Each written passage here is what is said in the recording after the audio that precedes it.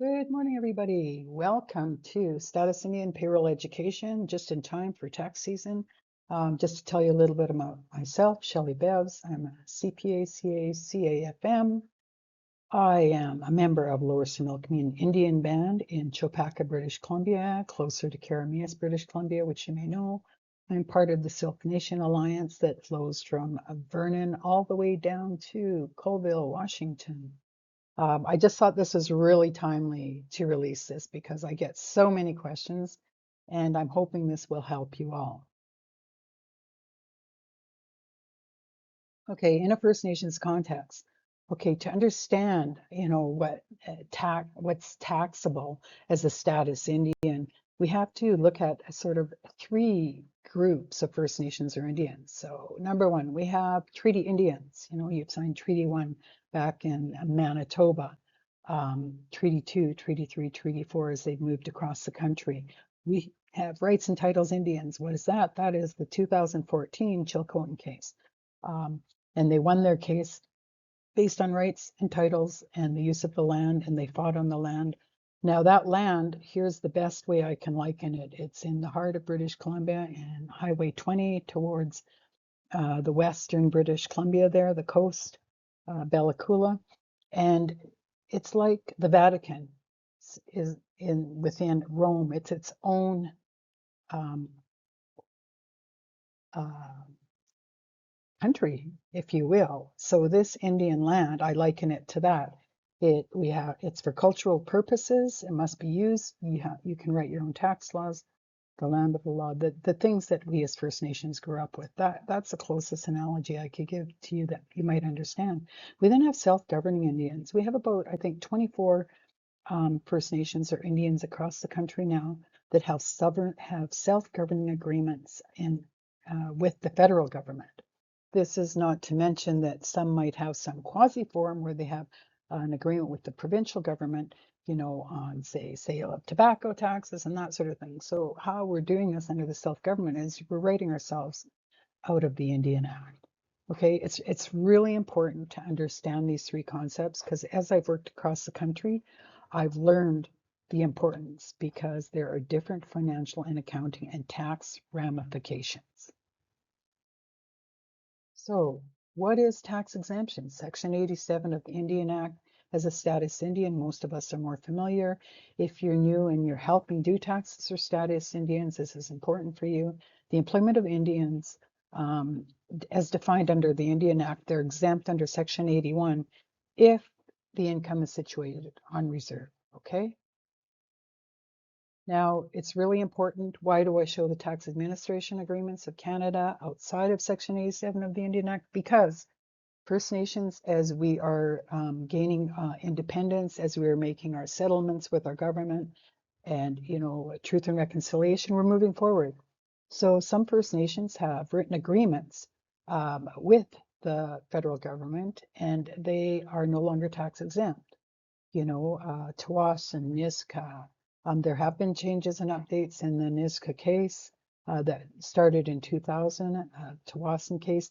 I recommend, depending on the First Nation that you're working with, that you make sure that you understand everything about the nation before you just assume that everything is tax-free, okay? Okay, and what is tax exempt? Again, under Section 87. It depends on where you live, where your employer is located, and where your work is done. Now, what I've tried to do in this video is use the government forms because that's where it starts. And many people all of a sudden ask, well, how do I know? What do I do? Okay, the easiest thing to do is we go to the government forms, we follow it through, and then we're safe. We've met the criteria. Okay, so what does a status card look like? You'll need to have a status card. You must be a status Indian, not Métis, not non-status, to qualify for tax exempt income. So we get this government ID, the registration number, typically the first three numbers are indicative of who the First Nation is. So I'm a 598, I'm Lower Similkameen. And then we have our own unique number. And then it's an expiry date, like any other piece of identification. We change, we need to update our photos so that they know who we are, and off we go. So when does tax exemption take effect? Well, we knew since Confederation or before Confederation, status Indians were exempt from tax if our property was on reserve. And most of us were put on reserves. Bill C3, as times moved on, under the Indian Act, it's gender equity. Tax exemption on reserve commencing on or after January 2011. And there are two critical dates here, December 22nd, 2017, tax exemption, and August 15th, 2019, tax exemption. And then we go into the Bill C-38s. December 14th, 22, the process started, it came into effect 2024. You can only go back 1 year on your taxes, okay? So this was largely due to the Bill C-51s. Example, my grandmother was First Nations. She married a non-Indigenous man. She lost her status. My uncle was Indigenous. He married a Caucasian woman and she got Indian status. So a lot of inequalities there for Indigenous women. We were not treated well. So, and here's something very unusual. Micmac First Nation 2011 established as a landless band. Tax exemption as of June 9th, 2023, only on reserve. And you think, oh, well, they don't have land. How can they be tax exempt? Well, they could work for other nations, right? On reserve. Okay, so on and off reserve work, just a hint.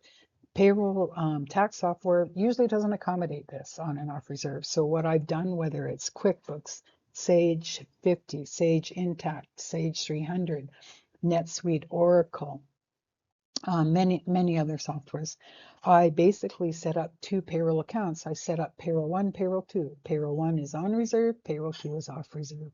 This just makes it so much easier for your valued employees, and it saves them the headache because Revenue Canada auditing, okay?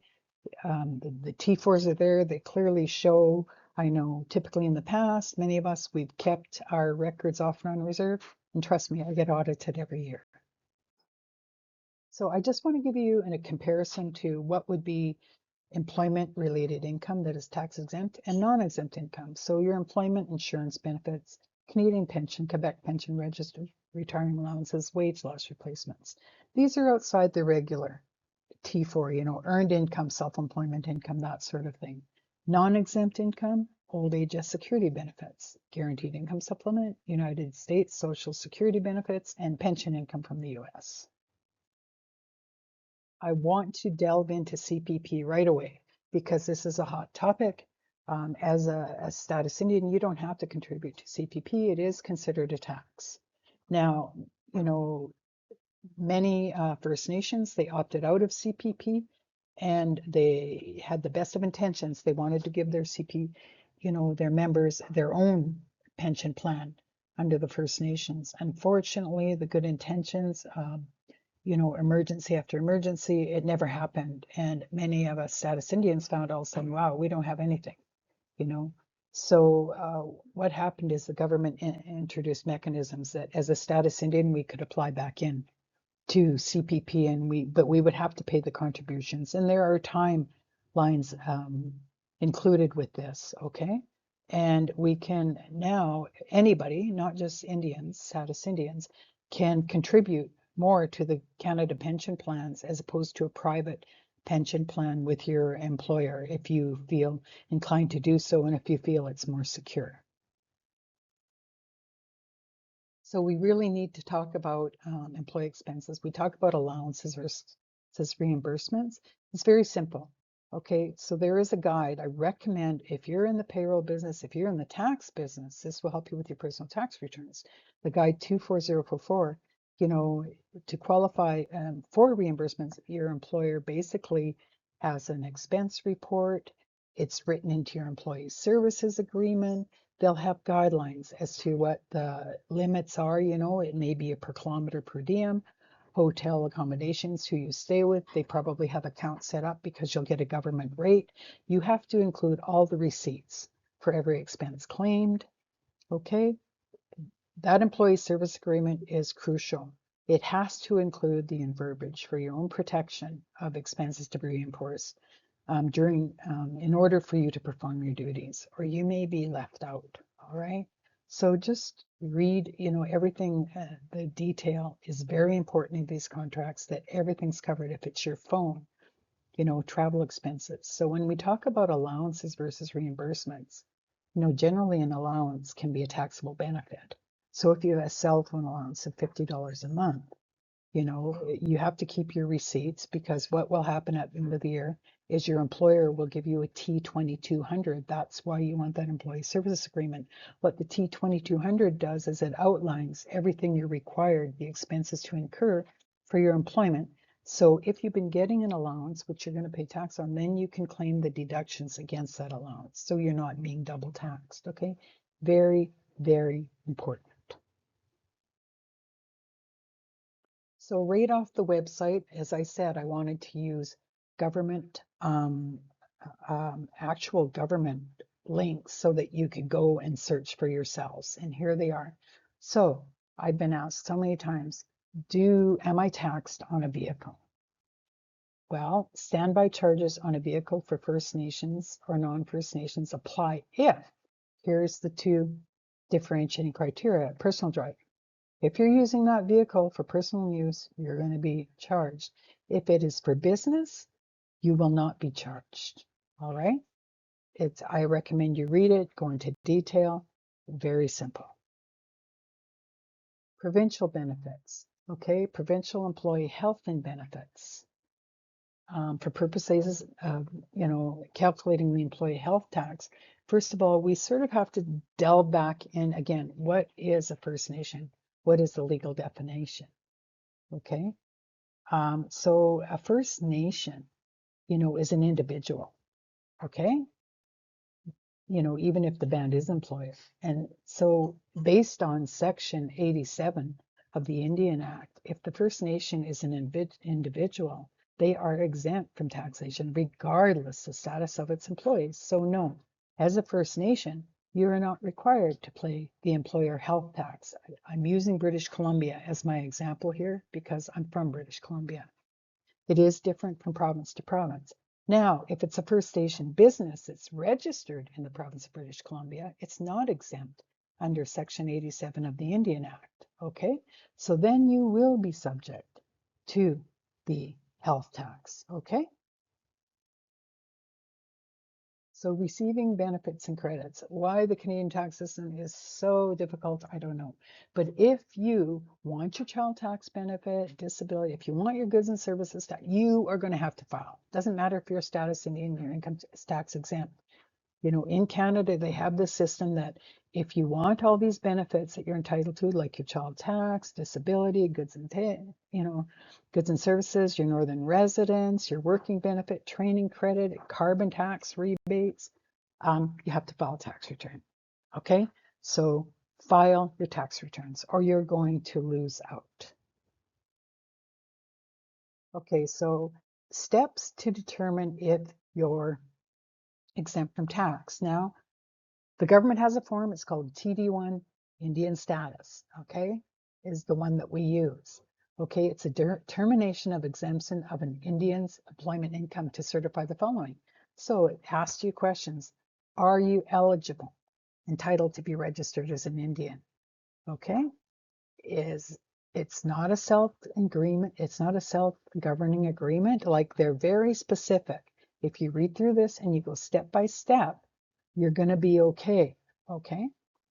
So you must deduct CPP, EI, and income tax as you would for other employees unless a nation has opted out of CPP. All right. So that's where I say, well, a First Nation doesn't have to pay CPP if they've opted out. All right. You can't force them to, but you fill out a form and you qualify for the CPP. Okay.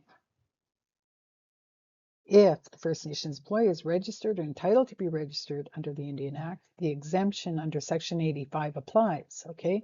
Then we have to go to step 2. This is a link to the Indian status form, the TD1. Okay, and this is what it looks like, all right? So here it is, employee information, okay? Determination of exempt employees' income. It is step by step, and these are the forms I recommend. If you have questions, go back to this form. It's very easy. And what I've done here is I've tried to show you how to complete the TD1 and where it cross-references to other legislation on the Revenue Canada website. Okay, here you go. Are you registered on the internet? Yes, go to 1.2. Are you a treaty beneficiary of a nation with a final or self-governing agreement? Yes, then you don't use this form. No, go to 1.3. For the most part, we'll be using 1.3, but those of you, if you've gone to a settlement, Tawasin, NISCA, those sorts of things, don't use this one. So we're going to assume that we're qualified. We're going to go to 1.3, your name, your social insurance number. Do you live on a reserve? Yes or no? That's fine. And then you certify here. Okay. Now that's not the only certification you have to do because your employer doesn't babysit you. They don't follow you wherever you go. You also are going to have to certify that you're working on reserve. So this will be part 2. And it says to be completed by the employer. But if you go to the instructions, you have to certify both because the employer can't certify that you're working on reserve all the time because we've gone to this remote world. So the name of your employer, connections to the reserve, what is the situation? You have to complete this. Otherwise, it's impossible for an employer to know. And they are going to take taxes off if you do not complete your TD1s. Okay? So complete these. What is the situation? There's a 50% rule and there's a 90% rule. Okay? If you're working 50% or less on the reserve, you contribute, you're going to go to section 2.6. Okay, if you're working more than 50%, what is the situation?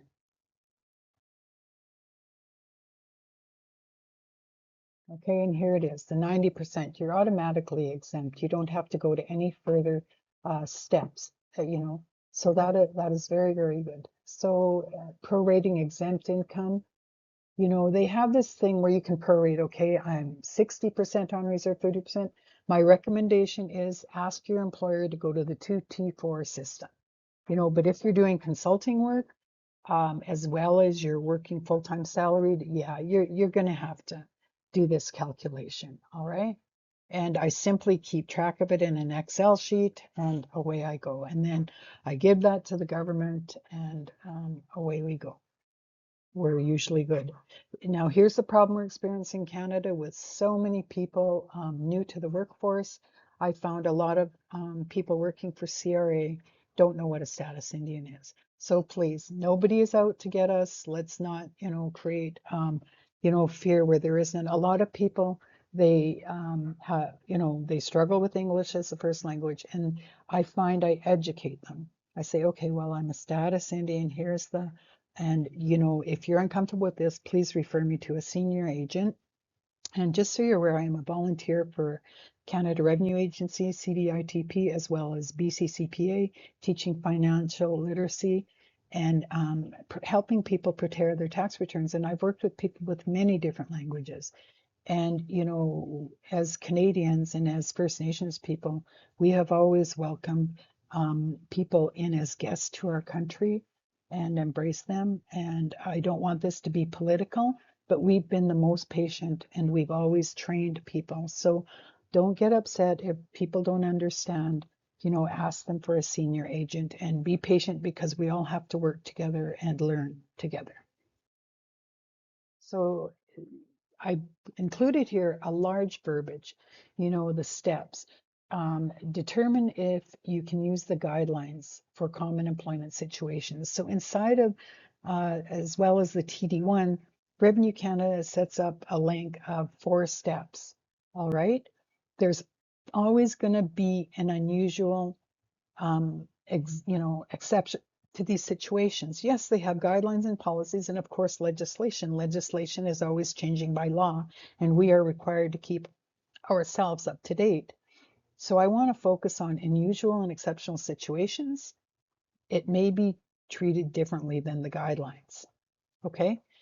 This means that factors connecting the income to the reserve must be analyzed on various court decisions to determine exemption applies. So I'm going to leave this for you to read for yourself. This is the detail, but here's where I want to give you an example, a friendship center. A friendship center is a social enterprise that works with First Nations. It's a nonprofit. Typically, we can go to the Friendship Center. We can get help with our taxes. We can get help with filling out forms. We can get help with training and for job placement. This is not considered a business enterprise. And Revenue Canada, in these situations, consider them tax exempt, even though many of our friendship centers are off reserve. And you think, well, why are they off reserve? The reason they're off reserve is because our courts are typically off reserve, although we can do a lot of virtual court now. So people that need help, they need to have someone at a friendship center that they can, walk the 2 blocks or take a taxi of ease of access, as opposed to having to drive 2 hours out from the reserve or 4 hours. And many times we even have to fly out of our communities. All right. So that's an example. All right, Assembly of First Nations, government office located off reserve in many of our cities. And the BCAFN, I'll use example, in British Columbia and Vancouver. Tax exempt, yes. Why? It's not a profit-oriented business. It's a government-oriented business, and its ties to the reserve are for social, educational, representation of the people. It is tax exempt. So we have to be really careful that we don't expect all these rules to apply to everybody. There's always exceptions, all right? And here's some steps to determine, if your income is exempt. You want to determine, is it fully or partially tax exempt? So is your First Nations employee income, on reserve, off reserve? What's the proration? Remember, if we're 90% or 50% rule, we're generally okay on reserve, right? So does the employee live on reserve? Does the employer live on reserve? Okay, let's check those off. If guideline 2 applies, we're going to go to step 4. If guideline 2 doesn't apply, we're going to go to step 3. Okay, determine if guideline 4 applies. Generally, the income is exempt if you are, as the employer, on reserve. Okay, typically many of us are working on reserve for the band for its economic entities. Some are off reserve. Okay, so a First Nations organization, yes, we're talking about band empowered entities. All right.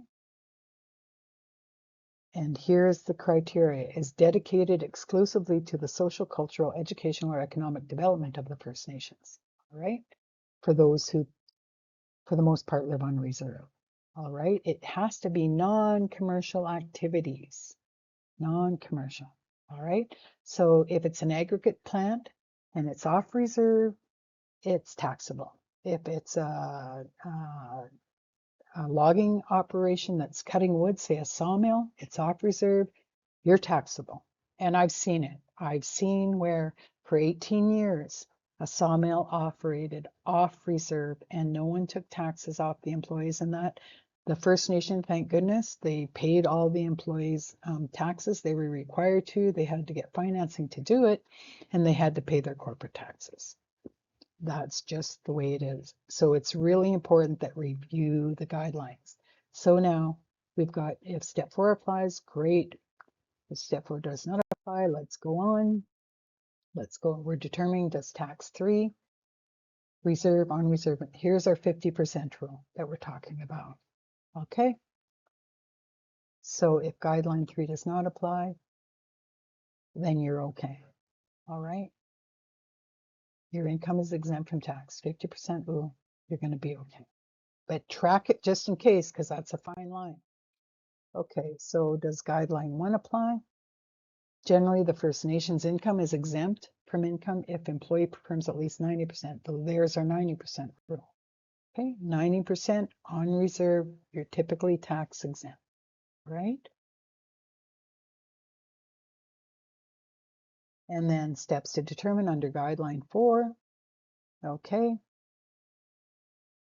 Withhold deductions on employment income. Generally, you must withhold deductions on employment income if you paid to your First Nation employee. Fully tax exempt, do not. Okay, partly exempt, withhold. And then you have to report. How does the government know? You're going to put on a T4 slip. What if you don't put on a T4 slip? You get audited, you get caught. like there's an Aboriginal task force in northern British Columbia. They're growing leaps and bounds. And, you know, as we make our settlements, you are going to get caught. So don't. Just do the right thing. Paying taxes is a good thing. We have hospitals, we have roads, because many of our nations are too small to do that. We are partners with all humanity and all people. And it's good to pay taxes. It's good to have health benefits. It's good to have roads. It's, you know, work together. And as we are settling our claims and we are in the truth and reconciliation process, it's good. It's good to see that we're moving forward. And BC is really leading in Canada. It's amazing.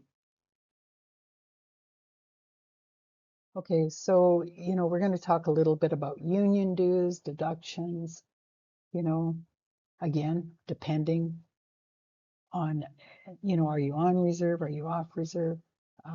Deductible. Um, at the end of the year, this Form T90, this is going to show on your income tax returns. Now, the softwares have built it right in. So what happens is you can autofill your income tax returns. Very simple, this age of technology and AI. And then what happens is this T90 form will pop up, you know, identify all your tax exempt incomes. And actually, many people are consulting. They say, are you on reserve or are you off reserve? I know if I do any little bit of consulting work, I have to sign a form giving them my social insurance number, and they give me what's called a T4A, and I get, you know, I'm on reserve, I did this job on reserve, or I did this job off reserve. And then it all fills in, and then on the T90, on the personal income tax programs that are out there, you will identify what's exempt and what's not exempt. So pension or superannuation, is it exempt? Typically, yes. Now, I found this out from Revenue Canada because I had worked on and off reserve for many years, and I thought my CPP was subject to tax. And guess what? It's not. So I was really grateful, and neither was my EI, even though I had some, you know, some EI contributions were made when I was off reserve. The bulk of my income was all on reserve income. So my EI and my CPP were non-taxable. So pension or superannuation. So also, you know, my pension plans, if you're working with your employer, many of our First Nations, we've really come a long way. They're matching 5%, 5%. Well, that income was earned on reserve, that pension income, and it is non-taxable. You know, there's new codes coming up. As you can see for 2024, you'll notice this will show on your T4s. This is probably a little more in depth than I have to for the average person, but just if you're wondering why the codes are changing, because I do get many people calling me, asking me, well, why is this? Well, what does this mean? Okay, so this is here for your resource information as you're doing your taxes for 2024. Then the union dues, you know, for 2024, code 95, we're going to report the union dues there. So there's a big change because the federal government's recognizing we have First Nations that are not tax exempt, First Nations that are self-governing, and First Nations rights and titles, and First Nations that are 100% tax exempt. All right. So that's why these codes and the importance, you're going to see the change from the 2023 year to your 2024 year. Now, when do you file a T4 slip? If it's more than $500 or if you deducted CPP or EI. Okay, that's the rule of thumb. And these are just samples of T4As. Many people are using T4As now and not T4s. And read Revenue Canada, great links. You know, read it, when in doubt, issue the T4A. Okay, for any of these fees or amounts for services, honoraria box 144, 148, but there's fees for services. So if you're sort of semi-retired, you know, it's not regular income, then the T4A. It's going to be fees for services. It's going to be subject to CPP unless you've opted out. Now, generally, if you're working full-time in a job, you're going to get the T4. All right, but a lot of people have asked me, well, when do I use the T4A? Well, here it is. And Revenue Canada has some great sites for learning.